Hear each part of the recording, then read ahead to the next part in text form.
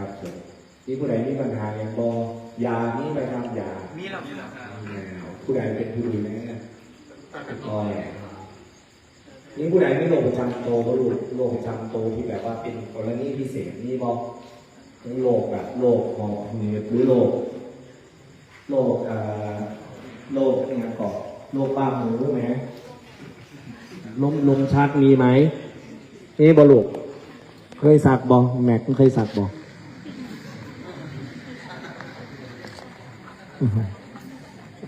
มีผู้ใดเป็นหอบหืดบอหอบหืดมีแพ้อาหารบอลูกมีแพ้อาหารบอมีแพ้อาหารไหมครับไม่มีหอบหืดไหมถ้าเป็นโรคแบบนี้เขาต้องแจ้งไว้กับยูน้ำมูคือเก่าเนี่ยแหละแต่ว่าคือต้องให้พ่อหูจักไว้เพราะว่าเขาสิได้แบบวางแผนถ้าเกิดเป็นยังเขาสิได้หูเบื้องต้นนะครับไม่ต้องอยากอายเลยหรือบอกส่วนโตก็ได้นะครับมีผู้ใดมีอย่างอีกบอรุ่นพี่ก็ต้องเบิ้งรุ่นน้องอย่ามาต่อยมาซุนเขาเด้อยีนนั่นน่ะเสือร้ายนั่นน่ะ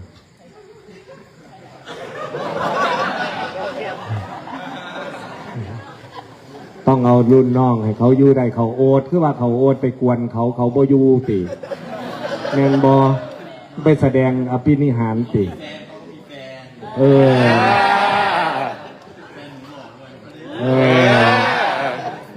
นั่นแหละเราแต่ละคนมันมีสิทธิ์มันมีความชอบไม่เหมือนกันบางทีเราการที่จะเล่นกับใครแบบไหนเราพยายามดูกันนะเพื่อให้มันอยู่ด้วยกันได้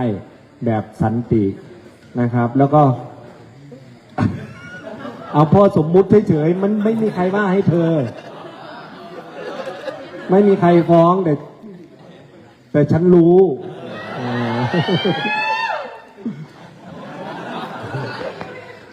แล้วทีนี้เรื่องเข่าออกบ้านเนี่ยเดี๋ยวนี้บ่าวนนท์เราปิดประตูบ่บ่าวนนท์ปิดประตูบ่เป็นบางมือไอ้เอาก็ต้องปิดซุมือแม่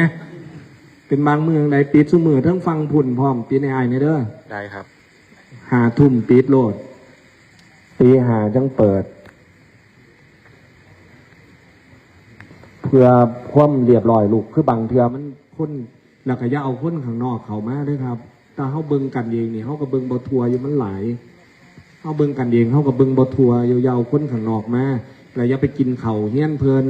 อย่าไปกินเข่าเฮี้ยนเดือนขันไปนั่งร้านค้าร้านหยังเขาก็เฝ้าเข่ามาเพื่อนเดินกินก็อย่าไปกินเพิ่นสิมาว่าหัวหน้าบ่มีเข่าให้ลูกน้องกินเลยบ่อยากให้คนเบาให้ความนั้นเข้าใจบ่ลูกเพื่อนเดินกินก็อย่ากินบ่ต้องไปลึงไปแกงคืออันนี้หมายความว่าเพื่อเฮาสิบ่ได้มีปัญหาซื่อๆแต่ว่าเพิ่นกัดใจมิตรญาติพี่น้องหัวหน้าล่ะนี่ว่าผมเกิดกับบ้านนี้แต่ว่าบ่อยากให้เป็นการรบกวนเพิ่นนะแม่นเพิ่นสิเอื่นเฮาก็หลีกเลี่ยงโลดนะครับมากินข้าวเฮือนเฮา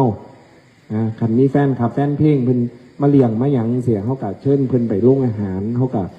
มันเป็นสิได้เป็นสัดเป็นส่วนหม่องล่างหม่องโต๊ะนั่งกินก็มีสะดวกสบายนะครับบ่ต้องมานั่งกับพื้นกับหยังอย่างอีกมัน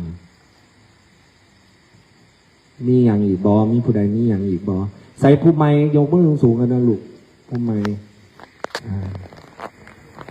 ผู้ไม่ประมาณ40%นะหาไม่อี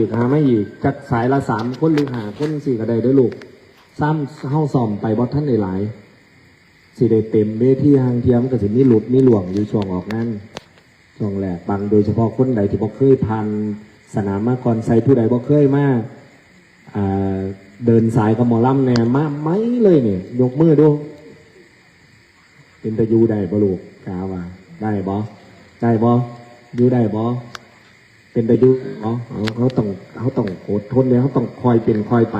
เขาอย่าเอาขั้วเมื่อยในมือนี่ตัดสินอนาคตเขาไว้หลายเด้อได้รับปากกันแล้วส่วนมากก็จะเป็นประมาณนี้แหละที่บ่เคยเดินสายเนี่ยคิดว่าเห็นแต่ในโซเชียลคิดว่ามันสวยมันงามแต่ในความว่ามันลำบากผมก็มองว่ามันดีกว่าอาชีพ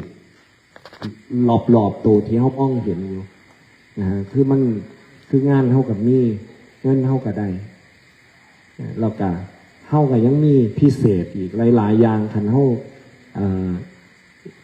ถือใจถือหูถือตาคนเฮาก็ยังมีสามารถได้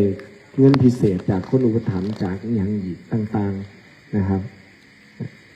จังสี่ล่ะหมอลำเขาก็ต้องอยู่กับ